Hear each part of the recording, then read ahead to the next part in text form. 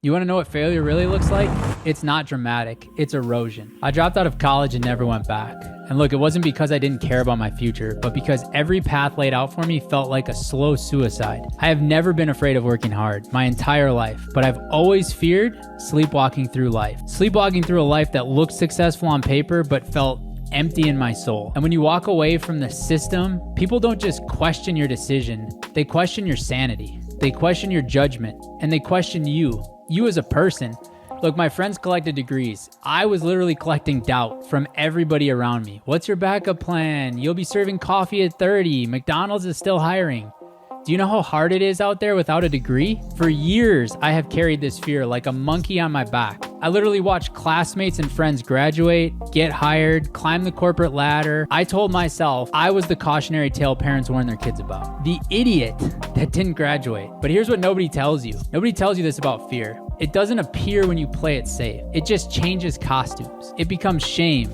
It becomes settling. It becomes a quiet desperation you mistake for responsibility. Years later, without that piece of paper everyone said I needed, I'm running a multi-million-dollar family office. Ivy League MBAs are asking me for guidance, and that's when I finally understood. The fear that almost destroyed me has become the thing that has set me free. This is how I stopped running from failure and started running towards the life I wanted. If you want to know what failure really looks like, it's not dramatic. It's not erosion. It starts with invitations that stop coming. Group chats go quiet, family dinners become awkward, conversations pause when you walk in the room.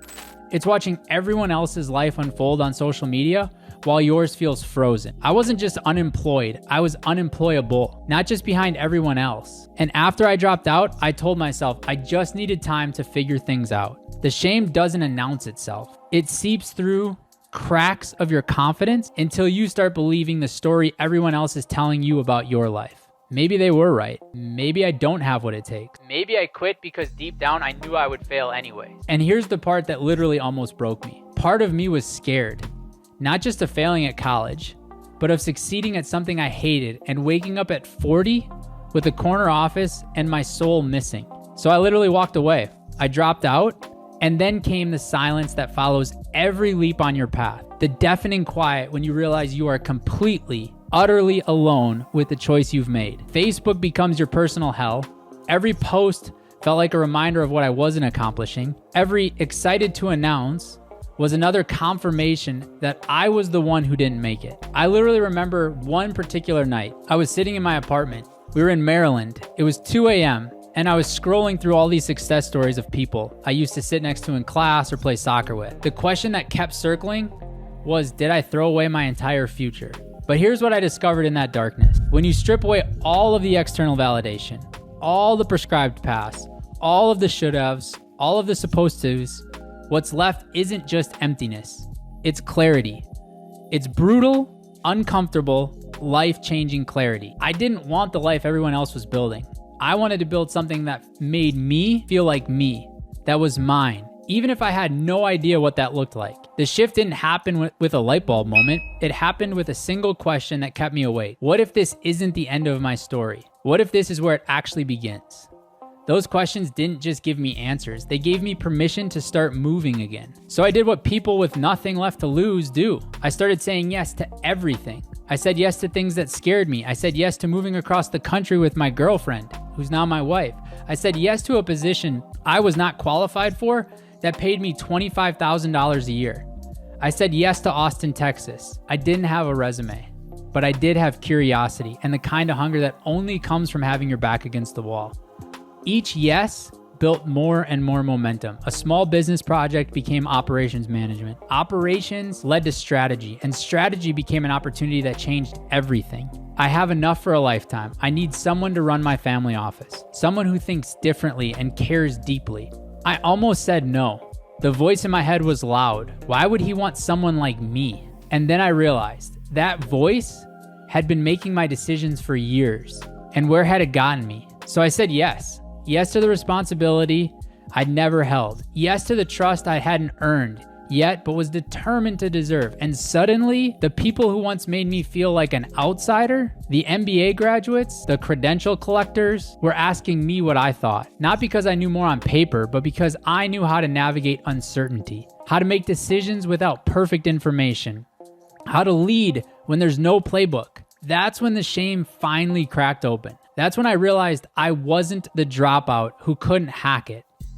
I was the architect of a path no one saw coming, including me. Once I stopped apologizing for my unconventional path, something incredible happened. I stopped chasing approval and I started chasing alignment. See, when you spend years trying to prove you're not a failure, you end up building a life that's all performance and no substance. Every single thing becomes about looking successful. And even when you are successful, instead, you feel less than.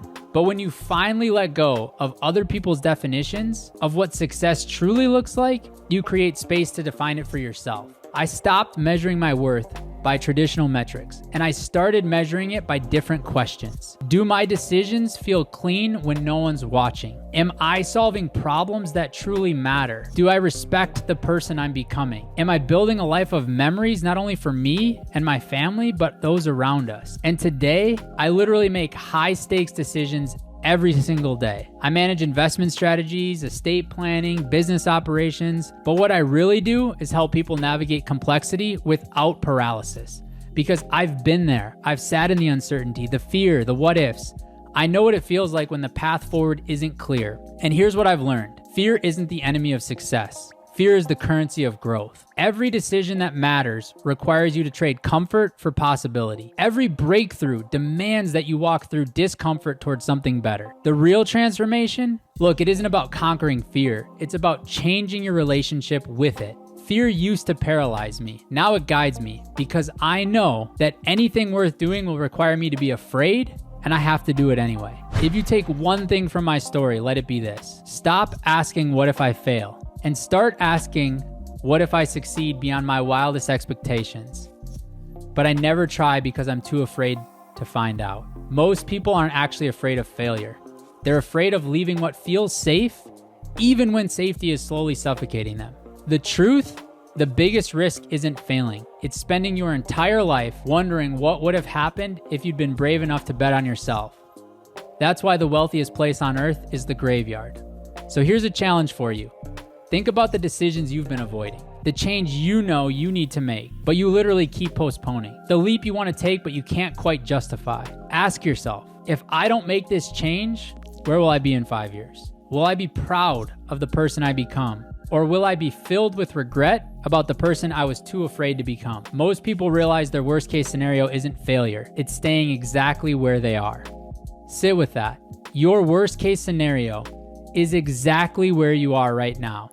And once you see that clearly, you're free. You're free to experiment, you're free to begin, you're free to disappoint people who never believed in your vision anyways, because freedom doesn't start when you achieve.